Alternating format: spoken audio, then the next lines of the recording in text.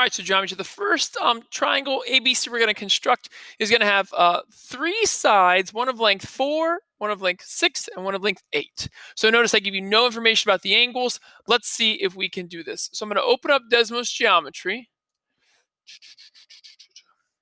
and I'm going to use segments. You can use points. I wouldn't use the polygon tool because I don't want the distracting color, but I'm going to use segments. There's one segment, there's a second segment, there's a third segment. Okay, I'll just label this A, that will be B, and this will be C. All right, so it said that AB has to be 4, so I'll click on AB, I'll add the label. So to make that 4, I'm just going to take B and drag it a little bit. There we go. First side's done. AB is 4. Next, I'll click on BC and label that. Okay, this one has to be 6, so I'm going to extend it.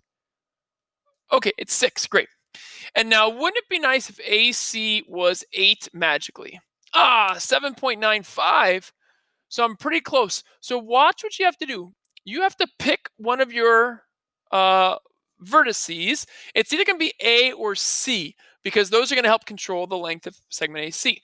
So I'm going to move C. But notice that when I move C, the length of BC is going to change. So I need to keep the length of BC the same, but make AC a little longer. So I'm going to actually rotate C up this way to try to keep BC the same length, but make AC longer. So watch, just really slow.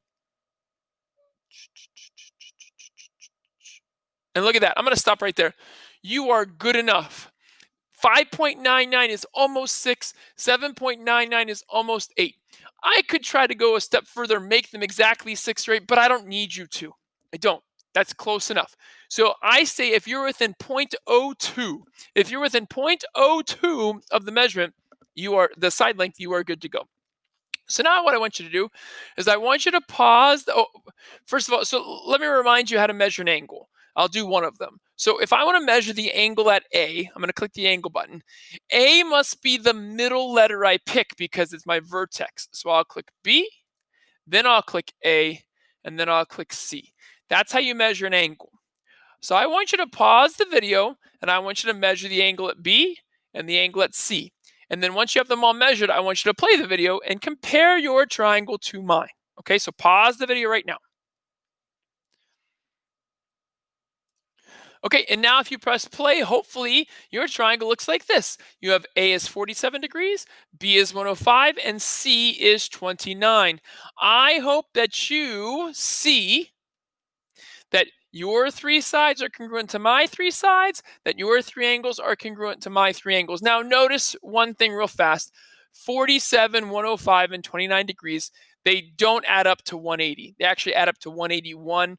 Again, it's the limitation of this program. So you have to be okay with your angles being off by 1 degree. But hopefully yours is pretty darn exact to mine. Therefore, side, side, side is going to be one of our triangle congruence criteria. You don't need to know anything about the angles. If you know the 3 sides of one triangle are congruent to 3 sides of the other triangle, you know that the triangles as a whole are congruent to each other. Okay. You need to make sure you stop this video. You need to copy and paste, or the video is going to stop. Copy and paste this picture using the 3 buttons, Control, Shift, and the button above the 6 on your Chromebook. Copy to clipboard, and then paste it in the box below on this side slide. All right, and we'll do the next one, the next video.